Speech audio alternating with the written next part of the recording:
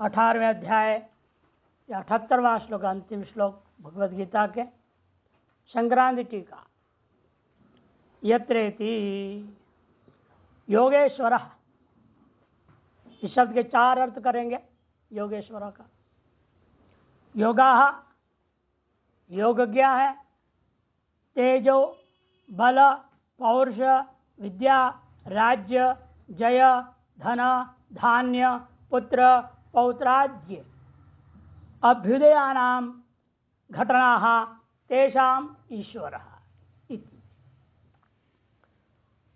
तेज बल पौरुष विद्या राज्य जय धन धान्य पुत्र पौत्रादि जितने भी अभ्युदय साधन है उन सभियों का घटना जो होता है उसके ईश्वर है। वो पहला सरल पक्ष ले लिया।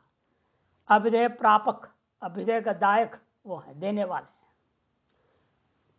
हैं। यद्वा दूसरा अर्थ है विद्या विद्ये ईशते यस्तु सो अन्यः इति श्रवणात्। श्रुति कह रही है विद्या और अविद्या ये दोनों पर शासन करता है जो दूसरा, उसका नाम योगेश्वर है। युज्यते आभ्यामिति योगौ विद्या विद्ये ईशितुम शीलम अस्य अस्ति, ईशितुम शीलम अस्य अस्ति। उस पर शासन करने का स्वभाव है जिसका, उसको योगेश्वर कहते हैं, उसको कहते हैं योगेश्वर। तीसरा अर्थ यद्वा युज्यते समाधीयते चित्तम एतेषु इति योगा। जिन साधनों के द्वारा चित्त को आप परमात्मा में समाहित कर देते हैं उन सकल योग साधनों को कहा जाता है योगा। केवल योग साधन ने अहिक और आमुष्मिक जितने भी सुख विशेषा कर्म साध्या उपास्य साध्याश्च, और जितने भी यहलोक और परलोक के सुख विशेषों के प्राप्ति के साधन कर्म के द्वारा जो साध्य है अतः उपासनाओं से साध्य है, तेषाम प्रदाने शक्त, उनको देने में समर्थ है जो, उसे ईश्वर को कहेंगे योगेश्वर। चौथा अर्थ योगो ज्ञान योग कर्म योगो वा तयोः फल सिद्धैर ईश्वराधीनत्वात्, उन दोनों की फल सिद्धि ईश्वराधीन है। योगेश्वर संसार मोक्ष स्थिति बंध हेतु इति श्रुत है, क्योंकि वही संसार से मोक्ष के कारण, संसार में स्थिति का कारण और संसार में बंधन का भी कारण वही है, ऐसी श्रुति कहती है। एवं लक्षण परमात्मा श्री कृष्ण, इस प्रकार के लक्षण वाला परमात्मा श्री कृष्ण है। यत्र यस्मिन् पक्षे तिष्ठति, और जिस पक्ष में रहेगा वह पक्ष का विजय होना निश्चित है। धनुर्धर धनुर्विद्या पारगो अतिरथो गांडीव धनवा अर्जुन। धनुर्धर कौन लेना है? जो धनुर्विद्या में पारंगत है, अतिरथी है और गांडीव धनवा है, ऐसा अर्जुन यहाँ धनुर्धर से लेना है। यत्र यस्मिन् पक्ष तिष्ठति, वह जिस पक्ष में स्थित रहेगा, तत्र तस्मिन् पक्ष एव, उस पक्ष में ही ध्रुवा अव्यभिचारिणी, ध्रुवा का अर्थ है अव्यभिचारिणी। नीति ही शास्त्र दृष्टा मर्यादा, वहां शास्त्र मर्यादा का उल्लंघन कभी नहीं होता है। यह स्पष्ट ही है, जब कर्ण का रथ के पहिया टूट गया, कर्ण नीचे हो गया जमीन पे, उसको ठीक करने के लिए, तब भगवान कृष्ण कहते उसको मार दो। वो कहता नहीं, शास्त्र मर्यादा का उल्लंघन हो जाएगा। तब भगवान को कम से कम 5 मिनट सारी पूर्व घटनाएं सुनानी पड़े। जब वो लोग शास्त्र मर्यादा का उल्लंघन बारंबार कर चुके हैं तब भी वो तैयार नहीं हुआ। जब अभिमन्यु की बात कहे, केवल वह चक्र ही नहीं टूटा, उसके हाथ भी काट दिए गए। कटे हुए हाथ से वो जब रथ चक्र को ही अस्त्र बनाकर अपनी रक्षा करने लगा, तब भी इन दुष्टों ने छोड़ा नहीं। बताओ, आज तुम कह रहे हो धर्मानुसार इनको छोड़ दी जाए? तब उसके आया छठे साठ्यम मारे। इस तरह से ऐसी परिस्थिति में भी धर्म के मर्यादा को उल्लंघन करना नहीं चाहा अर्जुन, इतना परिपक्व था, इसलिए उसको कहा गया यहां पर नीति ही धर्म तत्रैव तिष्ठति इत्यर्थः, वहीं पर वास्तव में धर्म स्थित होता है। ऐसे ही कि हृदय में धर्म पूर्णतया स्थित रहता है।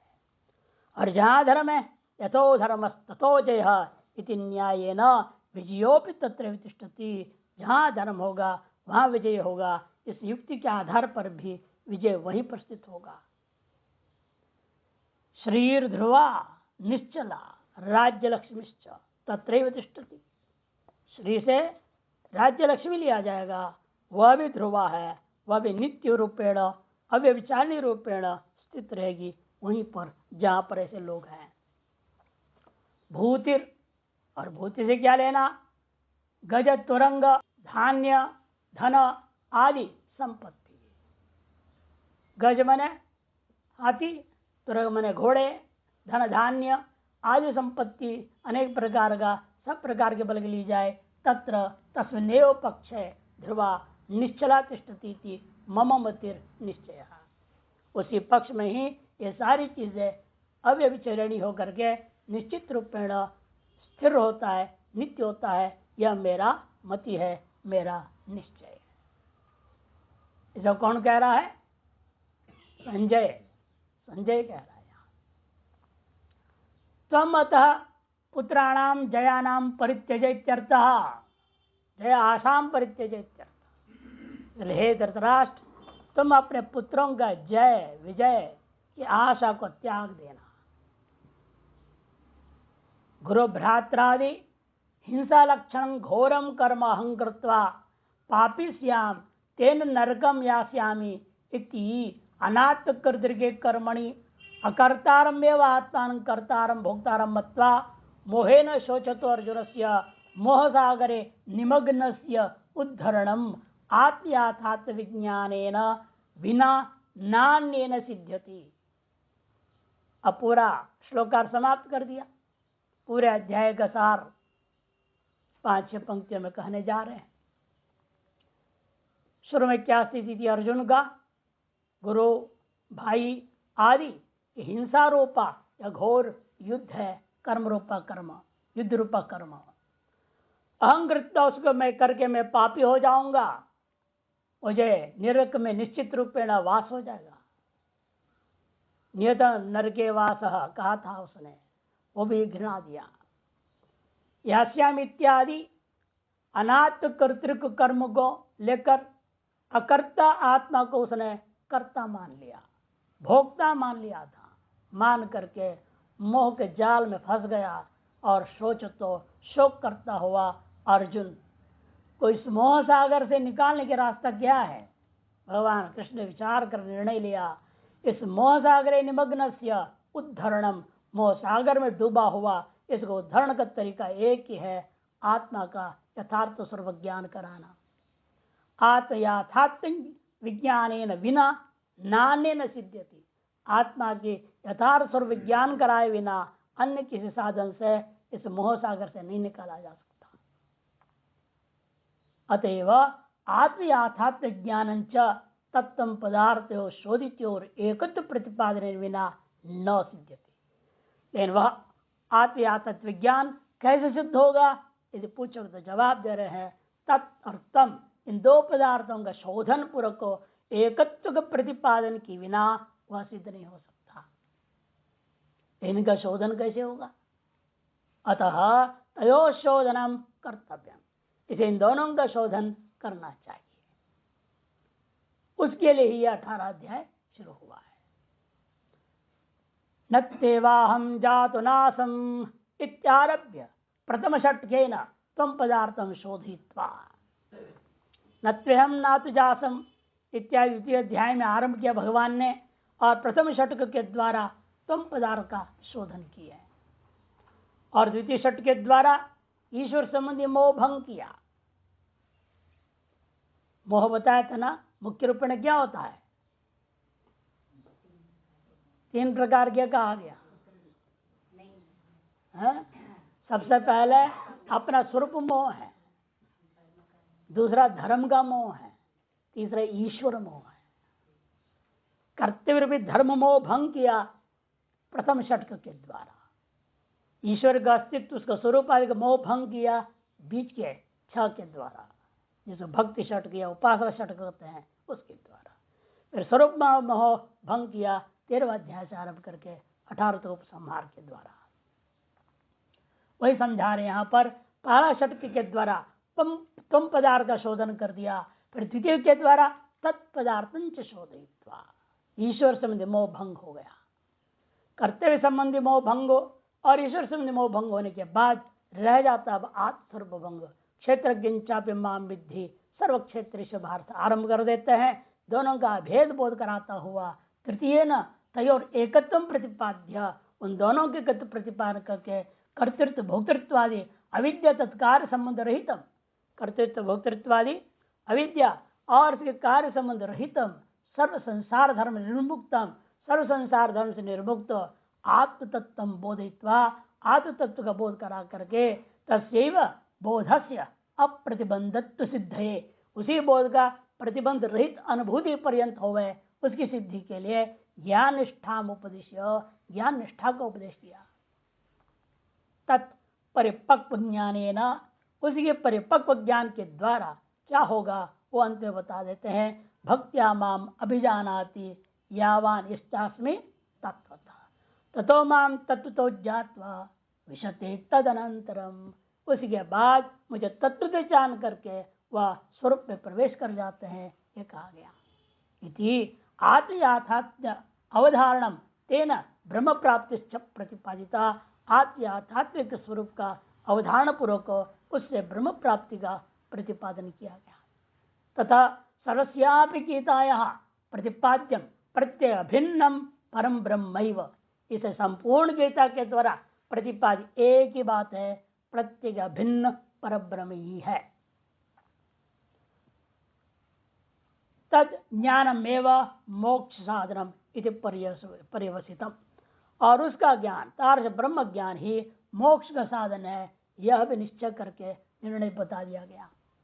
तथैव सर्वस्यापि गीतायाः श्रवणम, इसी दृष्टिकोण से संपूर्ण गीता का श्रवण कृतवतो अर्जुन से उक्ति, कृतवान उस अर्जुन की उक्ति क्या थी? अनुभव आरूढ़ा, जो अनुभव आरूढ़ होने पर उसने कहा था नष्टो मोह स्मृत लब्धा इति, ज्ञानेन अज्ञान निवृत्ति तत्फलभूतम आत्मलाभम च बोधयति, ज्ञान के द्वारा अज्ञान निवृत्ति पूर्वक तत्फलभूत आत्मलाभ को उन्होंने बोध कराया। अतः सिद्ध ज्ञानम एवं मोक्षस्य परम कारणमिति, इसलिए बात सिद्ध है ज्ञान ही एकमात्र मोक्ष का परम कारण है। तथा च श्रुति ही, श्रुति भी कहती है ज्ञानादेव तो कैवल्यम तमे विदित्वा मृत्यु में नान्य पंथा विदिते अयन, ज्ञान से ही कैवल्य प्राप्ति होती है और उसको जान करके ही आप इस मृत्यु को अतिक्रमण कर सकते हो, इसके अलावा कोई दूसरा मार्ग ही नहीं है उस मोक्ष के लिए। एषात्यभीता सांख्ये इति ज्ञान योगम उपदिश्य स्वेन उपदिष्ट ज्ञान संपादने पुरुषस्य प्रज्ञा मांद्य आलक्ष्य, जब उसने ज्ञान का उपदेश दिया सांख्य योग, तेना एषात्यभीता सांख्य, लेकिन देखता है संसार में सभी ज्ञान योग के अधिकारी नहीं है, तो उन्होंने क्या किया? तो आगे उपदेश देने के लिए विचार किया कि प्रज्ञा मांद्यम आलक्ष्य, प्रज्ञागत मंदता को आलक्षित करता बुद्धि योगे त्रिमाम शरणो यदि कर्मयोग उपक्रम्य, कर्मयोग को उपक्रम किया, बुद्धो शरणम अन्विच्छा और योग कर्म सुकौशलम इति ज्ञान योगंच पुनः प्रस्तुत्य, फिर ज्ञान योग का प्रस्तुत करते हुए कर्मयोग के बाद में कहा ज्ञान योगेन सांख्यानाम कर्म योगेन योगिना इति तयोर विषय भेद व्यवस्था कृत्वा, उन दोनों के विषय भेद की व्यवस्था प्रदान करके राजस तामस त्याग निंदा पूर्वकम, राजस और तामस जो है त्याग है उनका निंदा पूर्वक सात्विक त्याग से श्रेष्ठत्व मुक्त, सात्विक त्याग ही श्रेष्ठ है, वही मोक्ष का साधन है, ये बात कह करके तच्चापि परमेश्वर प्रीत्य कर्तव्य, वह भी परमेश्वर की प्रीति प्राप्त करने के लिए ही करना है। इति निश्चित्य कर्मनिष्ठया परिशुद्ध चित्त, कर्मनिष्ठा के द्वारा परिशुद्ध जो चित्त है वह ज्ञानम प्राप्तवत, उसके द्वारा जब ज्ञान प्राप्त कर लिया जाता है, ज्ञान निष्ठा विहिता, उसके लिए ज्ञान निष्ठा का विधान किया। ततः कर्मयोगो ज्ञान योग से साधन एव भवति, इसे स्पष्ट है कर्म से सीधा मोक्ष जो मीमांसक कहते हैं ये नहीं हो सकता, किंतु कर्मयोग केवल ज्ञान योग का साधन है, ये बात सिद्ध है। न तो साक्षात मोक्ष कारणम इत्येव सिद्धांतितम भवति, साक्षात मोक्ष का साधन कर्म नहीं हो सकता, यही बात यहाँ सिद्धांत किया गया है। अत्र गीताया ज्ञान कर्म योगोर एव द्वयोर उपक्रम उपसंहार दर्शनात् योगांतर से न प्राधान्यम प्रतीयते, इसलिए गीता शास्त्र में ज्ञान योग और कर्मयोग इन्हीं दोनों को उपक्रम और उपसंहार देखा गया है। अतएव योगांतर से, इसमें और भी जो बात है, ध्यान योग अध्याय है, भक्ति योग अध्याय, अनेक प्रत्येक योग अलग अलग योगों का नाम रख दिया, राज विद्या राजगुरु योगो नाम अनेक योग हैं, इनमें सब योग गौण है, प्रधान केवल कर्म योग और ज्ञान योग ही है। कर्मयोग और ज्ञान योग से साधन बहुत, इसलिए यही दो मुख्य रूप में ग्रहण करना, इतने जितने भी योगांतर का वर्णन है न प्राधान्यम प्रतीयते, अमानित्व अद्वेष्टृत्व शुद्ध बुद्धित्वादयो यथा ज्ञान तत्फल सिद्धि साधनानि, ये सब केवल जैसा आपको प्राप्त होना है ज्ञान और उसके फल जो मोक्ष, उसकी सिद्धि के ये सब साधन है। यथा मुमुक्षुत्व निष्ठावत्व सात्विक श्रद्धा भक्ति मत्वादय, जिस प्रकार से ये सब आपको कहा गया अमानित्व दृष्टित्व आदि, उसी प्रकार समझ लेना। तथा मुमुक्षुत्व निष्ठावत्व सात्विक श्रद्धा भक्तिमत्व आदि भी ब्रह्म ज्ञान के साधन है। कर्मफल सिद्धि साधनानि सिद्धम सर्वम अनवध्याम, इसलिए कर्मफल सिद्धि के जैसे साधन में आपको आत्यंतिक श्रद्धा रखनी चाहिए, वैसे ज्ञान के साधन में भी रखोगे तभी जो है इसका जो फल है वो प्राप्त हो जाता है। इति सिद्धम सर्वम अनवध्यम, इस प्रकार के सर्व सिद्धांत या निर्दोष सिद्ध हो गया। अब अपने ओर से मंगलाचरण करते हैं शंकरानंदी। कालकूट समोदोषो यस्य कंठे लवायते, गुणोऽपि वा कलामात्रो यस्य भूषायते सतः, तमहं पुरुषं वन्दे अविद्यादोषहरं परम्। कालकूट समोदोषो यस्य कंठे लवायते, जिसके कंठ में समुद्र से निकला हुआ जहर प्रतिभासित हो रहा है, कालकूट सम है वो ऐसा दोष जिसके कंठ में भाषित हो रहा है शंकर भगवान। गुणों व कला मात्र, सर्व गुणों को चंद्रमा के एक कला अपने आभूषण के रूप में धारण करके दिखा दिया, मेरे संसार पर सारा गुण भी तुच्छ ही है। गुणों व कला मात्र यस्य भूषायत, जिनके लिए वह भी एक भूषण मात्र रह जाता है। तम अहम पुरुषम, वह यह जो पुरुष है साक्षात शंकर भगवान है, जिनकी कृपा से ज्ञान की प्राप्ति होती है, उनको प्रदत्त ज्ञान जो कि हमारा विद्या के दोष का हरण किए हैं, उस परम परमात्मा परम पुरुष परमात्मा को मैं नमस्कार करता हूं। टिप्पण, संवाद से प्रामाण्यतया सिद्ध्यर्थम, संवाद में प्रामाण्यता की सिद्धि कैसे होगी? संवाद पूरी हो गई, ये संवाद ऐसे कोई गपसप संवाद कोई सोचे या मनोरंजनात्मक है, ये क्या लाभ है? प्रामाण्यता कैसे सिद्ध होगा? सबसे भारी समस्या आज भी है प्रामाण्यता।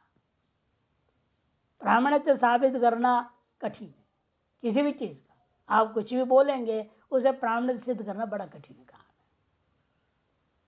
क्योंकि जिसके सामने बोल रहे वो कैसा है, आस्तिक है कि नास्तिक है, वेदों को मानते कि नहीं मानता है, आधा वेद मानना है तो पूरा वेद मानना है, बड़ी समस्या है। आप किसके सामने बोल रहे हैं? आप कोर्ट आदि में बोल रहे तो और भारी समस्या वहां तो संविधान के अधीन स्थित होकर बोलना पड़ता है, शास्त्र प्रधान नहीं है वहां पर। तो अपने वचन की प्रामाण्यता स्थापित करना सबसे कठिन काम है। इसलिए भगवान ने भी कहा श्रद्धत्व, श्रद्धा करो। उपनिषदों में है ना, श्रद्धा करो। तो प्रामाण्य सिद्धि कैसे हो? जय आशा साधनार्थंच, और जय की आशा को तोड़ना भी है। इस दृष्टिकोण से संजय धृतराष्ट्र में कह रहा है परमम उत्कर्षम दर्शयति, उभयो, उन दोनों का जो श्रेष्ठत्व संवाद करता कृष्ण और अर्जुन का श्रेष्ठता का प्रतिपादन करता हुआ प्रामाण्यता भी साबित कर दे रहा है और उनके विजय की आशा को भी भंग कर रहा है योगेश्वर इत्यादि से। सच असौ कृष्ण एव सर्व पाप कर्षकता, वह यह वही कृष्ण लेना जो साधारण अवतरित पुरुषात्मक नहीं लेना, किंतु सर्व पाप कर्षक साक्षात परमात्मा को ही लेना। पार्थ का एक अलग विलक्षण अर्थ कर रहा हूं यहां पर। पा रक्षण धातु ले लो, पा करते इसलिए रक्षा, और फिर पा अर्थ लेनी पड़ेगी। पार्थ तब न आकर्षण जरूर हो जाएगा। पागा रक्षा और अर्थ प्रयोजक कर दो। अर्थ मने प्रयोजक, अर्थात प्रणवम धनु धृतम एन, जो आपका वास्तविक रक्षा करने वाला कौन है? आपके अपने आत्म स्वरूप की रक्षा का प्रयोजक कौन है? प्रणवी है। इसी जहां ईश्वर के प्रति आपकी सद्भाव है और जहां ईश्वरीय साधन तस्य वाचक प्रणव, उस प्रणव को आपने अपनाया है, निश्चित आपका विजय है। जिस किसी भी लक्ष्य को लेकर आप चलेंगे, आपका विजय को कोई नहीं रोक सकता है।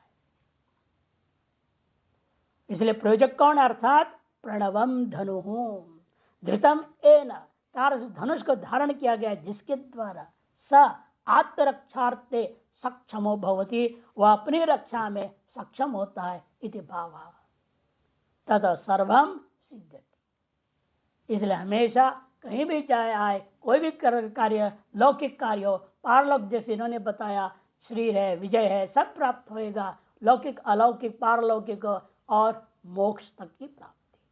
जो आपका लक्ष्य होगा वह सब लक्ष्य को प्रणव रूपी धनुष को धारण करके आप लक्ष्य पर ब्रह्म ही कहा गया वहां पर है ना। सर्वहि आत्मा ब्रह्म लक्ष्य उच्यते, उपनिषद में स्पष्ट कहा गया। तो सर्वत तन्मयो भवेत् इसलिए कहा गया, उसके साथ तन्मय होकर के एकाग्र होकर के आप लक्ष्य का वेदन कर दो, निश्चित रूप में प्राप्ति होती है।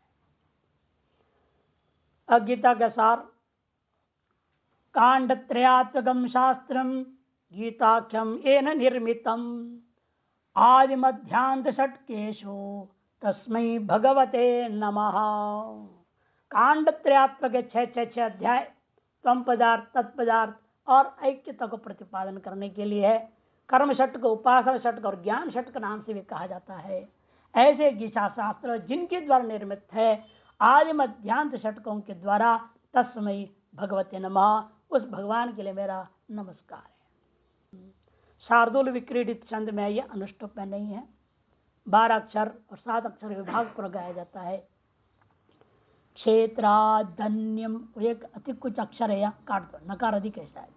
क्षेत्रादन्यम अनादि मध्य निधनम सत्तादि सत्ता प्रदम लभ्यम संस्कृति वृक्ष छेदन परैर युक्त सताम संपदा सत्यज्ञादि विधूत मानस मलैर गीताख्य शास्त्रार्थगैर वंदे स्वात्म सुखाप्तये शिवमहम कृष्णम परम केवलम।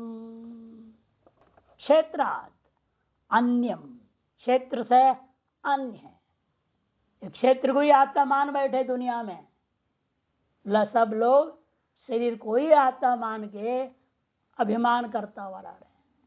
सबसे पहले आपको दृढ़ निश्चय होना चाहिए, क्षेत्र से भिन्न आत्मा है। क्षेत्राद अन्यम, आत्मा है। वो कैसा है? वो अनादि मध्य निधनम, आदि मध्य और अंत से रहित है, आदि मध्यांत रहित है। वो सत्तादि सत्ता प्रदम, वही आपके शरीर आदि को सत्ता स्फूर्ति आदि से ले स्फूर्ति, सत्ता स्फूर्ति प्रदायक वही आत्मा है। लभ्यम संस्कृति वृक्ष छेदन पर, लेकिन वह कब किसको लभ्य है? आत्मा जो संसार पे वृक्ष का छेदन करने में आरूढ़ रहेंगे, लगे रहेंगे, उनके द्वारा प्राप्त है। असंग शस्त्रेण दृढ़ेन छित्त्वा, इसे संसार माने संस्कृति वृक्ष का छेदन परिरेव लभ्य युक्त सदाम संपदा। युक्त पुरुष सत्पुरुष जो युक्त है उनके यह विलक्षण संपत्ति है। समझो, सद्यज्ञादि विधूत मान समलैर, तेने वृक्ष छेदन में कैसे कर पाऊंगा? और सत्पुरुषों के द्वारा जो प्राप्त, श्रेष्ठ पुरुषों के प्राप्त युक्तता रूपी जो संपत्ति है वो कैसे प्राप्त होगी? कहते सत्य यज्ञादि विधूत मान समलैर। सद्यज्ञ क्या होता है? असद्यज्ञ भी है क्या? वेद में कि ये सद्यज्ञ है या असद्यज्ञ कर विभाग पर विधान हुआ क्या? नहीं है। लेकिन कहने का अभिप्राय जितने भी काम्य कर्म है, जितने भी निषिद्ध कर्म है, ये सब असत कर्म। जितने भी नित्य है और नैमित्तिक है उनको भी निष्काम भाव से करोगे, वही हो जाता है सत्कर्म। उन सत्कर्म जो यज्ञादि है उनके अंदर विधूत अंतःकरण के सकल मल जिनके द्वारा गीता के शास्त्रार्थ गई, उनके हृदय में गीता के शास्त्र नामक जो शास्त्र का अर्थ प्राप्त हो जाता है। ऐसे के द्वारा प्राप्त किए जा रहे क्या तत्व है? वो स्वात्म सुखाप्तये, अपने आत्म सुख प्राप्ति करने के लिए ही वह कल्याण स्वरूप कृष्णम केवलम परम हम वंदे। ऐसे जो कृष्ण भगवान है, जो केवल है, अद्वितीय स्वरूप है वो, और कल्याण रूप है। कृष्णम शिवम, शिवम ने कल्याण रूपम, ऐसे को मैं नमस्कार करता हूं। तेनैव दत्तया मत्या गीताया टिप्पणं कृतं स एव परमानंद तथा प्रीणात माधव। तेनैव दत्तया मत्या, उसके द्वारा दी विमति से गीता शास्त्र का टिप्पण हमारे द्वारा हो गया है। सएव परमानंद, क्योंकि वही परमानंद स्वरूप है। तथा प्रीणात माधव, उसी प्रकार जिस प्रकार हमारे प्रति प्रसन्न होकर कृपा करके ये सब कार्य संपादन कराए हैं, वही आप सब पर भी प्रीणात हो। इस प्रकार से टिप्पण संग्रह भी पूरा हो गया। लेकिन शिव पुराण में कई एक सुंदर श्लोक मैं कहना चाहता हूं। यहाँ उमा संहिता 91वें अध्याय का 10वां श्लोक, सर्वशास्त्रों का स्वरूप वर्णन किया गया है। कोई भी शास्त्र उठाओ उसमें यही मिलेगा और कुछ नहीं मिलेगा। भले कथा कहानियां दुनिया पर होंगे, उनके द्वारा भी यही कहा गया। क्या? कर्मणा जायते भक्तिर भक्त्या ज्ञानम प्रजायते ज्ञाना जायते मुक्तिर इति शास्त्रेषु निश्चयः। कर्म करोगे ही भक्ति जगेगी। कर्मणा जायते भक्तिर भक्त्या ज्ञानम प्रजायते, निर्मल निष्काम भक्ति करोगे तभी आपके ज्ञान प्रकृष्ट ज्ञान उत्पन्न हो जाएगा। ज्ञानात् प्रजायते मुक्तिर, उस ज्ञान से ही आपको मुक्ति की प्राप्ति होगी। इति, यह बात सर्वशास्त्रेषु निश्चय, शास्त्रेषु निश्चय, यही सकल शास्त्रों में निश्चय है। इसी दृष्टिकोण से आप किसी भी शास्त्र को पढ़ें तो पढ़नी चाहिए, तभी आपको शास्त्र का यथार्थ स्वरूप आपको प्राप्त होगा। वो शास्त्र कृपा प्राप्त होगी, अंतर शुद्धि पूर्व ज्ञान से मोक्ष की प्राप्ति हो सकती है। इसलिए वेद में भी देखे कर्मकांड, उपासना कांड, ज्ञान कांड, 3 कांड के रूप में कांड त्रयात्मक वेद कहा जाता है। यह भी षटकत्रय रूपेण आपने गीता में देखा है। जैसे वेद श्रुति और स्मृति में ये दोनों में आप प्रमुख रूपेण देख रहे हो, उसी प्रकार सगल शास्त्रों में भी आपको ग्रहण करनी चाहिए। तभी शास्त्र का वास्तविक अर्थ आपका हृदयंगम होगा, उसी के माध्यम से आपका मार्ग भी प्रशस्त हो जाएगा। संपूर्ण ग्रंथ। हरिओम तत्सत। ईश्वरार्पणमस्तु। ओम पूर्णमदः पूर्णमिदं पूर्णात् पूर्णमुदच्यते पूर्णस्य पूर्णमादाय पूर्णमेवावशिष्यते। ओम शांति शांति शांति।